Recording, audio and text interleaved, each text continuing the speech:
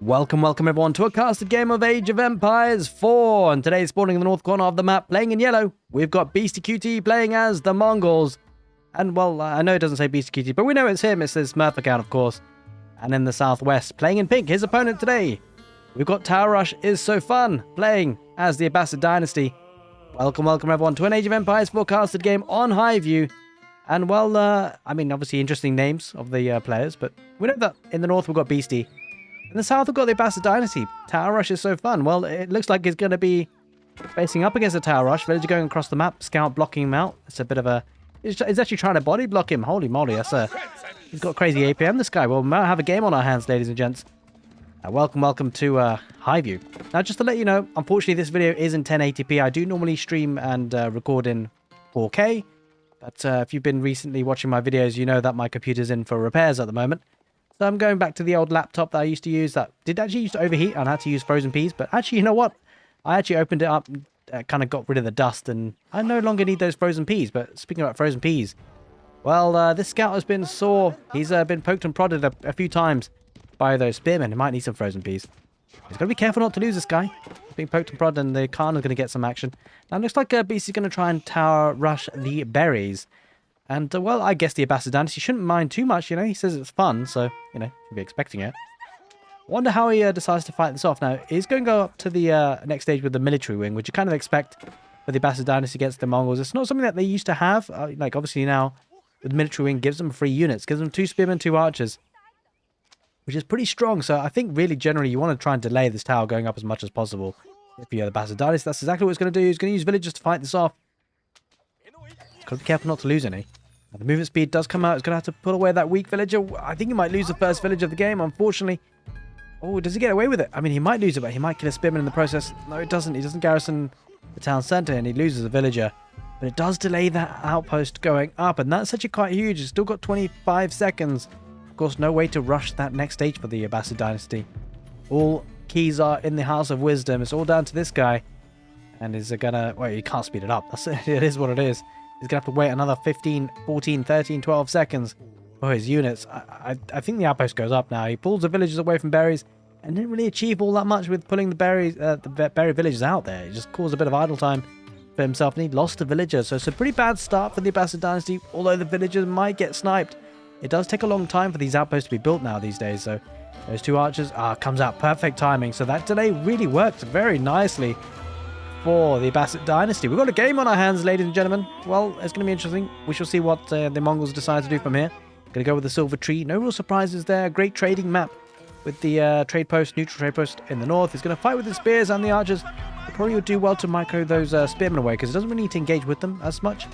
But the villager is making an exit away in the stealth forest. The Khan is still active. Got to be careful not to lose these units, and the archers are low enough. Oh, hey, the archers! You got to focus on the spearmen, my dude. Focus on the Khan there unnecessarily for a second. Trying to get the Khan with the spears, but a bit greedy to try and get the Khan with this. He's going to back away now, tick away the spearmen. Villager is going away now. This is such kind of interesting because he could actually technically build a second trade market there, but he doesn't really need to. He's got the silver tree, so we'll probably just send this villager back home, I suspect. Oh, that's bad. 2 wolves, 2 of them, 3. Holy moly, this villager would do well to get home. Will she make it? Well, he make it, I guess. He won't make it. Oh, wait, yes, he does. With 1 HP. Wait, 1. Yeah, 1 HP. He makes it out of there. Beasty comes away with the villager. Villagers, speaking of villagers, well, the Abbasid dynasty village is going out to stone to get that second town center. This is interesting. Now, I think generally, like I have to say, as much as how do I put this? The Mongols' trade is something else. It's incredibly strong, and if Beasty does decide to go for it, like in a meaningful way, it's such a big problem for the Abbasid dynasty. How do they deal with it? They're going to have to try and put some pressure in the feudal age, because once that trade gets online, it's really difficult. But the feudal age is something that the Abbasid dynasty do pretty well, especially if you get the villager count up and get the economy boosted as well. But he's got to find a way to deal with this traders, right? It's a real problem situation, because I mean, there is one thing that's good for the Abbasid dynasty, is that the trade is, it's pretty open and accessible if he goes for some horsemen early on. We'll see what he decides to do. The archer's going to push away that Khan. He might lose a villager here if he's not careful. Just pull that villager back away now from that gold vein. Probably a smart move there. So hope you guys have been enjoying the castle games on the channel so far recently. Now we're heating up close towards the the Sultan's Ascend DLC, New Civilizations. Pretty excited about that, and hopefully I'll have my PC back for that. I want that in 4K goodness. I really do. Hopefully. Come on, guys. Those, I'm not going to give away the manufacturer name. But, you know, they need to fix up, man. They need to fix up my PC so I can try and get that 4K goodness to you all. But I really appreciate all your support, everyone that's been supporting the channel, and even sticking with me with the 1080p. In fact, I'd actually like to know how many of you guys actually watch YouTube videos in 4K. Drop a comment in the comment section below. Just drop a number 1 if you watch 4K content. It'll give me a good idea, actually, how many of you guys enjoy 4K content. In some ways, hopefully, it's not too many, so that you're not inconvenienced by the 1080p today. But at the same time, you know, if you enjoy 4K, I certainly do. I'll be back soon, I'm sure. But speaking about back soon, that scout does come back soon with those extra sheep for the Abbasid dynasty. It's got wheelbarrow coming in for Beastyqt as well, though. And it's going to transition into stable units. The Keshik's on the field. Now, I think generally, this unit, the Keshik, is such a game changer for the Mongols recently. Like, but then they never used to have this. It used to just be horsemen. But I think this is such a great unit for the Mongols. It makes the trading even more successful. And I think that's a really big problem that the Mongols are going for in terms of balance these days. The fact that the Keshik is such a maneuverable unit and is obviously stronger than horsemen, right? So, you know, if trade wasn't strong enough already for the Mongols... Oh, he did actually build a market there in the end. But yeah, and a second one. Holy smokes, he's going full trade. Holy smokes. Okay, this is a problem for the Abbasid dynasty. He has to shut this down.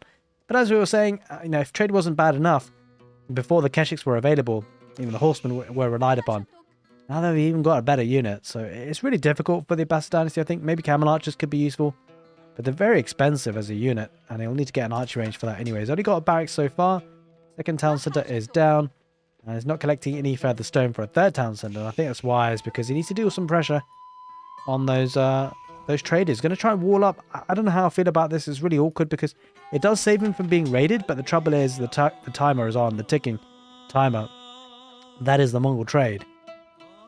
Oh, it's going to... Oh, God, I don't know what to tell you guys. Once it gets online, it's going to be a bit disgusting. You can see he's already bringing food as well. 57 gold. The 2 Keshiks just keeping up the Abbasid dynasty army at home. But in one way, the walling up is good because not only does it protect himself from raids, it lets him go out comfortably with his army to try and harass that trade. It just means it's going to be delayed a little bit because, of course, a pretty heavy wood investment in these palisades. So Keshik's going to maybe try and raid that wood line. Villagers do back off. He's going to lose one. Unfortunately for him. Oh, he doesn't lose it in the end. Okay. Nice work. As the Keshiks do back off. Spearmen continue the chase. A couple of villagers. Yeah, this villager's had enough. He wants to attack too. Now there's that Golden Age Tier 1 coming in for the Abbasid dynasty. Giving in that increased villager gather rate of 15% for all resources. Pretty nifty. But you can see the trade account really starting to escalate. This is kind of a sad situation, actually. That's going to escalate into a lot of economy, a lot of units as well. You can see the economy units, 44 versus 39. This could be a one-sided game, but we shall see what Mr. Tower Rush is so fun can deal with. And what he can do about this. He's going to have to do something. The good thing for him is he does have that kind of flexibility with the resources being gathered.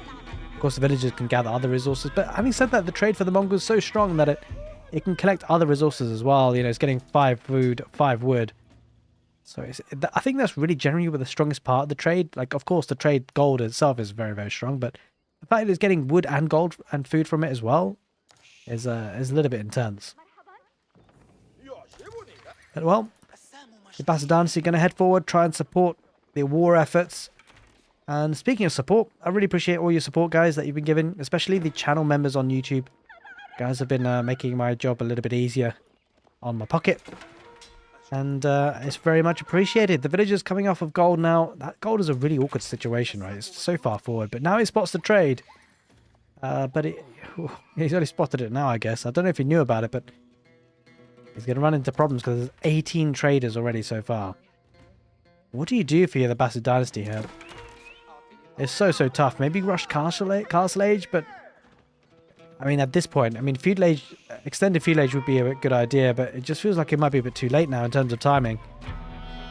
It goes Castle Age. The trouble is that the Mongols will get there pretty much neck and neck on time. Spearmen going to try and chase down the Keshiks as much as possible, but the maneuver arrow comes in, the Keshiks dive in.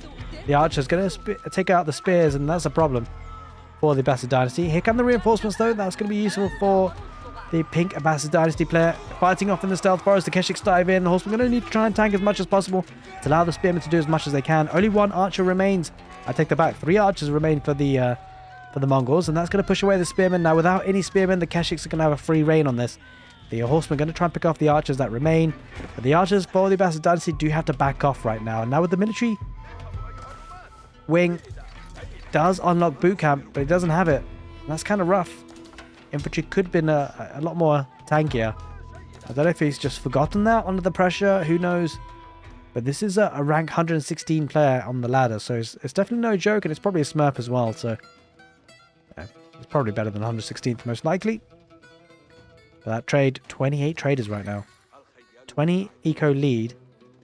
And you can see the falcon arrow there for the Mongols. He's got full sight on this. He's going to see everything that's happening. Yeah, he's got the scout there anyway. He might try and snipe it. I'm surprised he didn't try and snipe that, but okay.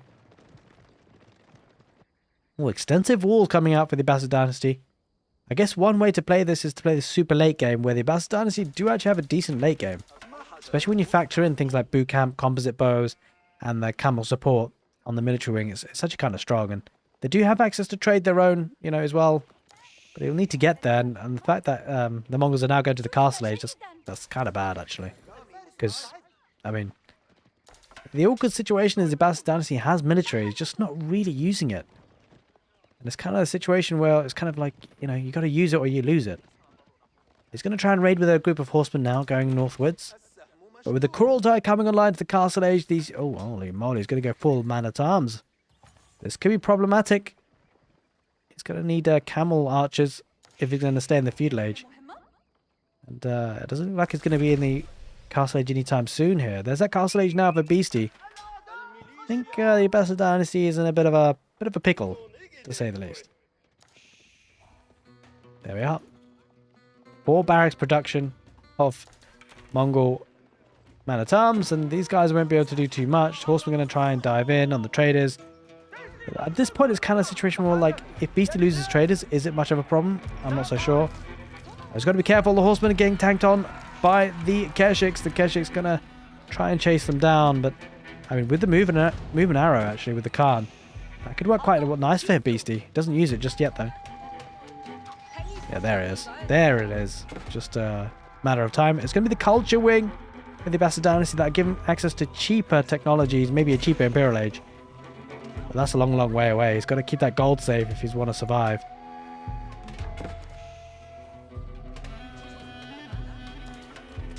The Keshiks continue the chase, but the movement speed now is pretty good for the horsemen. 1.88 versus the 2.23. Oh, these are veteran Keshiks now as well, so they're going to pack a punch. These horsemen they've got to get out of there. Oh, infantry caught out between 2 armies. They're going to get surrounded. The Keshiks are probably going to pick off the remaining horsemen. Villagers coming forward. I don't know what that village is up to. Maybe just get an outpost on the vision on the stealth forest. Now the Keshiks going to cut off the retreat of those archers. And some of the spearmen as well is going to take the fight. It is feudal age units versus castle age units. That's the dynasty struggling now. The Mongol trade is so oppressive. And, well, I mean, Beasty is Beasty, but it is Mongol trade as well. Camel archers only numbering 1. And after all that walling, it doesn't really achieve that much with the Keshiks riding through anyway. And unfortunately tried to do too much here, I think, the Abbasid dynasty. It's caught a bit unstuck. It's going to fight it out, though. The archer's going to try and push away the man-at-arms as best as possible. Culture wing should be coming in pretty soon. Pushed off of gold, though, because of the archers and the man-at-arms. The Keshiks on the back line, using the movement speed. Dragging away critical army units. There's spearmen. Villagers on barriers, got to be careful. Oh, I was going to pathway the wrong way around the trade post the long way. The Keshiks, well, one of them is going to dive on the villagers. The villagers do back off now. Has wheelbarrow, thankfully. Here comes the Kurultai for the Mongols. Going to be setting up shop right underneath the landmarks. The capital town centre and the House of Wisdom. And this is a situation that, well, the Abbasid dynasty do not want to be in. The castle age is now in for the Abbasid dynasty. It does have 62 villages, but look at that economy. 106 economy units for Beasty. He's just winning. He's just winning in terms of economy, winning in terms of military, and well, it looks like very soon the Abbasid dynasty might be down and out. And well, there's a bit of a Mongols masterclass. We've seen this happen before, trying to get a third town center to try and protect his economy, but it just doesn't feel like it's going to be enough. And well, he knows it. Mongols and Beastyqt take the game on highview. Please, something needs to be done about the Mongol trade. How would you have approached this? How would you have denied that trade? Let me know in the comment section below. Otherwise, take care and see you next time.